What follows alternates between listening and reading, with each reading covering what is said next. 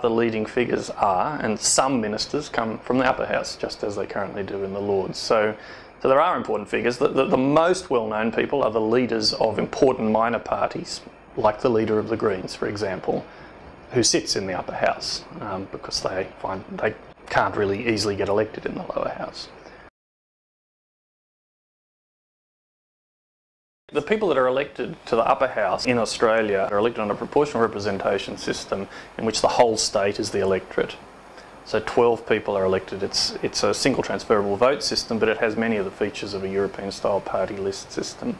So there isn't a constituency in the same way. There's the people of New South Wales, the people of Queensland, and so on. So that constituency work is not a part of what they do. What we can say for sure is that as a body as a whole, it's become far more assertive.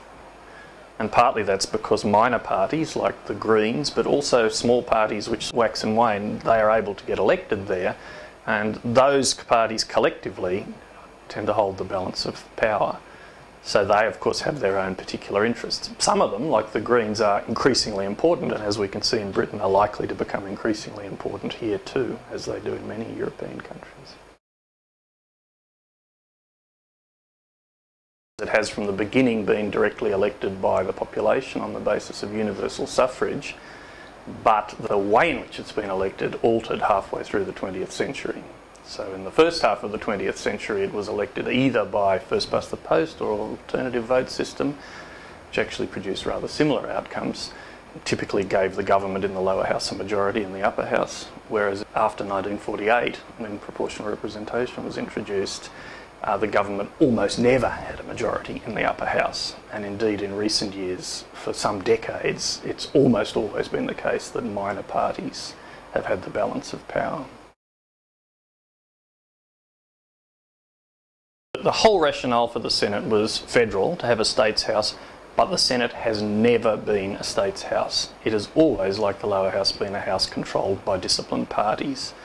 So there's some discussion in the UK about perhaps, devolution means that the Lords should turn into a federal entity. The Australian experience, as in the United States and other places, suggests that it's not going to be a federal entity really. It's going to be a party-controlled entity. Before the introduction of proportional representation halfway through the 20th century, the government usually controlled the upper house, and so the issues of clashes between powers didn't matter. After that period, it almost never controlled it, and in recent decades, minor parties have almost always controlled it. So this means that there's an incongruence between the membership, which leads to the potential for party-based clashes.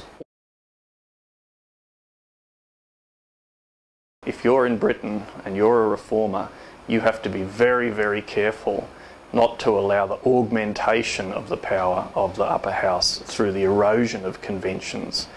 And the most dramatic example of that is the very large constitutional crisis that took place in 1975, when the Whitlam Labor government, though it had only been re-elected the previous year and though it continued to clearly have a majority in the lower house, was nevertheless forced out of office when its opponents in the upper house refused to allow its money bills to pass. It's a concern in both the left and the right that the Senate is able to block things which in Britain no one would expect an upper house to be able to do. As we know, in the House of Lords, many of the restraints on the actions of the House of Lords are of exactly that sort. They're conventions that have emerged over time because of its perceived illegitimacy. Were one to remove that illegitimacy in the case of the House of Lords, one might expect the newly legitimate upper house to start asserting those powers over time, depending on the interests of the parties involved.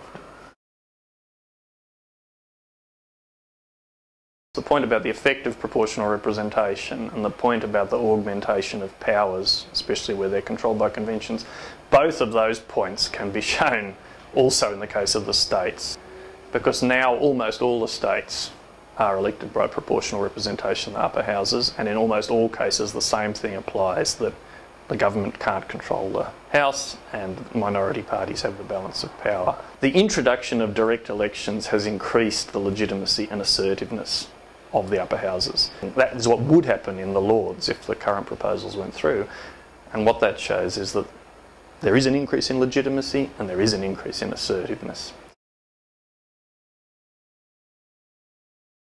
Well, the House of Representatives, as in the House of Commons, is the place from which the government arises. By convention, it's a system of responsible government. What that means is that the government can serve if and only if it has a majority in the lower house. So the government arises just as in Britain from the lower house. Most legislation is initiated in the lower house, though the Senate can, if it wants to, initiate legislation. And finance bills, they can only be initiated in the lower house and cannot be amended in the upper house.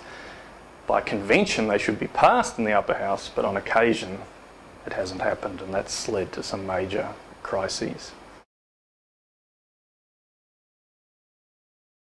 Much like in the United States, they have far stronger powers than presently those that exist in the House of Lords. So, with some exceptions surrounding finance bills, they have full legislative equality. There's a caveat that needs to be made about that, and there's a caveat that's very important for the debate about the House of Lords, and that is that those large powers have been thought to be contained by conventions that are not codified anywhere, because the people who established the Australian Parliament when writing the Constitution just assumed the system of British Westminster responsible government. That was the system they were all familiar with in their self-governing colonies. So those things were not codified, they were assumed to exist. The powers of the Senate were codified, but there have been some important and dramatic clashes in which those things have been central.